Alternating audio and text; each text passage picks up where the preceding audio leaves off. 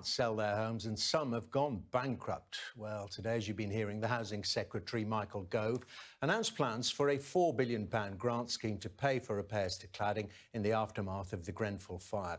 Mr Gove says that nobody in buildings between 11 metres and 18.5 metres tall will have to pay to remove cladding, and that he will force the industry rather than taxpayers to pay.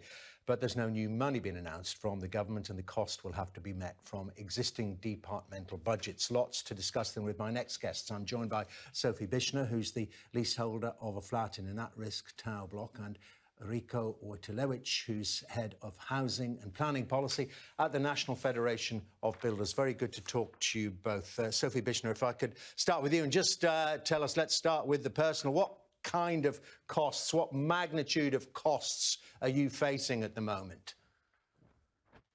My bill for my building at the moment is £208,000. And we've been told that some of that might be covered by government funding, and we're likely to be left with around £60,000, which would be to cover non-cladding related items such as missing fire breaks, flammable insulation, and a couple of other fire safety defects. Wow. So 200, and that's you alone, 208,000. So all the leaseholders in the block of flats, we're talking many tens of millions. Yes, it's £15 million in total, and that doesn't include any of the interim costs like waking watches, which were the fire patrols, and insurance hikes, and any of the other associated interim measures. OK, well, let's talk about the cladding alone. And Mr Wojtylewicz, do you accept that the builders have some responsibility here, and certainly the leaseholders shouldn't be the ones who pay? Yeah, I mean, it's really not for me to say who's at fault, but what we can definitely say is it's definitely 100% not the leaseholders. We've held the position from the start that leaseholders shouldn't have to pay this, and it's wholly incorrect. But the industry hasn't been helped by government's kind of blunderbuss approach to how they're going to fix this, and it's been quite piecemeal, really. You know, really, this has been going on far too long, and they could have fixed this very quickly by getting Treasury to stump up the cash. Instead, we've got 3 different taxes, a 4th one potentially on the way, and companies that have already remediated this work are going to be paying again on a levy. So it's really frustrating. You know, warm words from government now to say that they will be challenging the manufacturers of these products, but the leaseholders are still in pain here, and it's not been good enough when this was fixed a while ago. OK, I think we've all agreed on that the leaseholders shouldn't have to pay. But just to stay with you, Mr Wojtylewicz, why should the taxpayers pay overall? Surely the builders who put some of this dangerous cladding on the buildings in the first place. Yeah, so it's good that government is now targeting the people that have caused the issues. But you asked the question there, should the taxpayer pay? Well, if you're building one home and you've never touched a building, a block of flats, should you be paying as well for this work? The government's introducing that, and industry has broadly accepted it, but they're not accepting their fault here, and they're scapegoating the industry. You know, this has been a long time of regulatory failure, and it's frustrating because leaseholders are the ones that keep getting impacted here. And, you know, it's great to target the people that have caused the issues, but again, this isn't solving things for leaseholders, so that has to be the accountability element here. I'm going to come back to you because I'm still trying to get to who you accept actually has caused the problems. But Sophie, I mean, so many issues here, as you mentioned, they're beyond the cladding as well. But just hanging over it all is these at least tens of thousands of pounds you say you're faced with. And in the meantime, if you should want to move or upgrade or do anything, I suppose you can't. You're all just stuck. Yeah, absolutely. We are completely and utterly trapped, and that's the same case for many leaseholders up and down the country, and it has been the case for 4 years now. So while government and developers, whether it's regulations or the breaking of regulations, has been argued about, leaseholders are being bankrupted. They're losing their homes. My building alone, we've paid over £250,000 in waking watch costs for the fire patrols, and it's all for the way that my building was put together. So we're very grateful that today there seems to be a unified approach that leaseholders are not to blame, but it's when does that money from developers come through?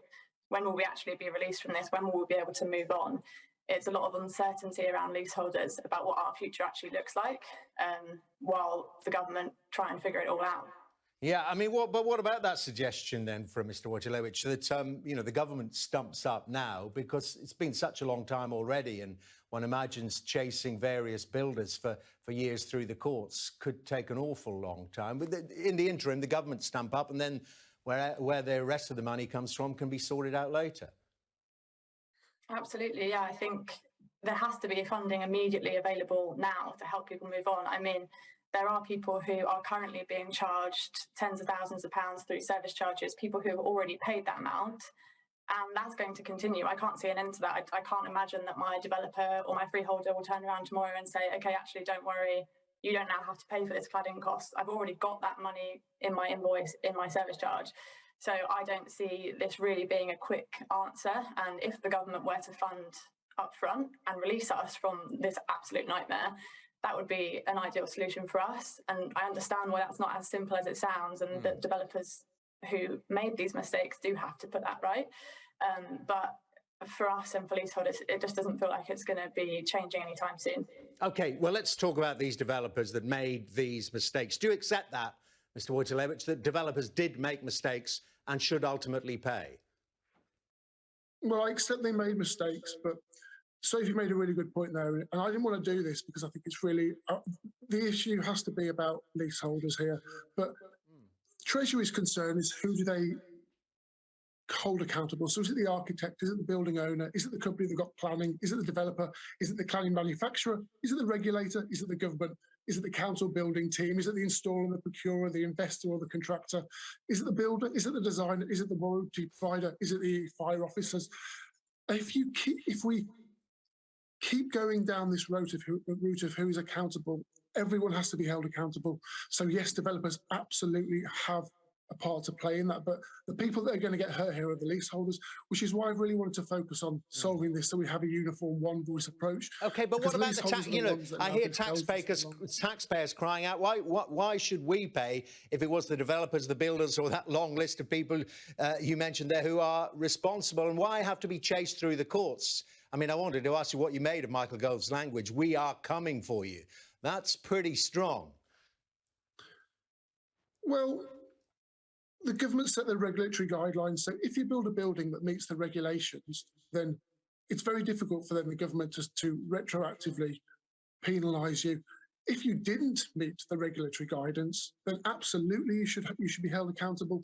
But this is the difficulty we're in now, because the government wants to, they're saying now they want to go back 30 years. Well, if there's been 30 years of regulatory failure and the government haven't fixed that, and now they're just sorting it, you know, safety has to come first, and that must be fixed. But who do you charge? Many companies will be out of business. Many registered providers like housing associations will go under.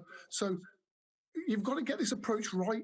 And the first thing we have to do, again, is get solved for the leaseholders. Let's get it sorted indeed. And Sophie, just on that, just give us the personal sense. I mean, you seem remarkably calm talking to us about this, but I mean, it must be causing you for many years now an enormous amount of stress.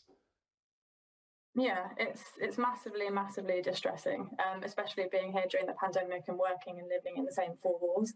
I had to reach out to my GP at the start of last year because I was experiencing horrible anxiety symptoms, and I urge every leaseholder to do the same if they need to, because people are really struggling, and it has been so difficult. We felt over the last 4 years of campaigning that sometimes, and most of the times, our shouts for help weren't being listened to. So while today is welcome news, you know, there's a lot of frustrated leaseholders who feel just caught in the middle of this mess that everyone's struggling to get to the bottom of. But what's clear is that we are not responsible. We did nothing wrong by buying our properties in good faith.